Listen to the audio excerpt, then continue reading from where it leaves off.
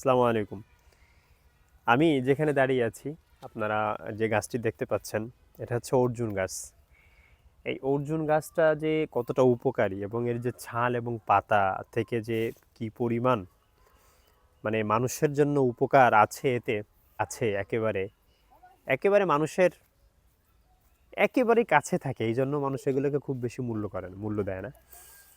কিন্তু ইদানিং সময়গুলোতে আমরা অনলাইনই দেখতে পাই, আপনারা দেখা যাচ্ছে অনেক সময় অনলাইনই কিনে থাকবেন, যে অর্জুন গাছের ছালের যে গুঁড়াটা তৈরি করে ভেষজ হিসেবে বিক্রি করতেছে।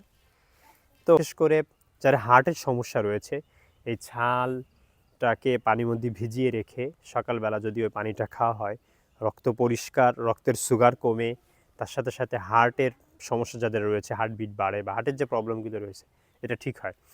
শুধু তাই না, যাদের ত্বকের সমস্যা রয়েছে, মসৃণ ত্বকের জন্য, সুন্দর সজীব ত্বকের জন্য এইটাকে ব্যবহার করা যায় গুঁড়া করে, তারপরে ওইটা ভিজায় পানির সাথে মিক্স করে খেলে, শুকিয়ে আর কি এই ছালটা। এরপরে আরও যাদের চুলের সমস্যা, চুলের বৃদ্ধিতে, এরপরে হলো আপনার অনেক বহুবিধ উপকার রয়েছে। যাদের প্রস্রাবের সমস্যা হয় তারাও খেতে পারেন। এরপরে আপনার সবথেকে বড় বিষয় হচ্ছে যে মানুষের যে শরীরে কিন্তু মেদ জমে যায়।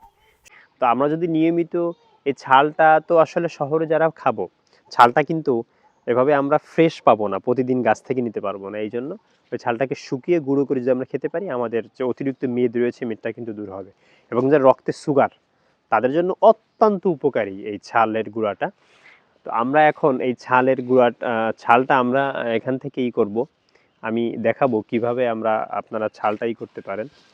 এই যে অংশগুলো মোটা রয়েছে, ওই অংশগুলো থেকে আমরা এই ছালগুলো তুলবো। হ্যাঁ, ছালগুলো শক্ত কোনো ধারালো কোনো কিছু দিয়ে আমরা এই ছালগুলো নিয়ে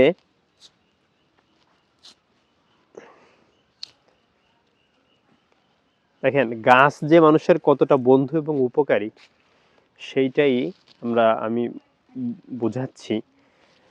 যে এই যে অংশগুলো রয়েছে, এই যে অংশ এখানে কিন্তু নেওয়া হয়ে গেছে, অনেকে এর আগেও নিয়েছে, এবং এটা এখনো পুরি নাই পরিপূর্ণভাবে। এর আগের অবস্থাটা কিন্তু এই যে এবং আমি যে এখান থেকে নিছি এটা পুড়ে যাবে।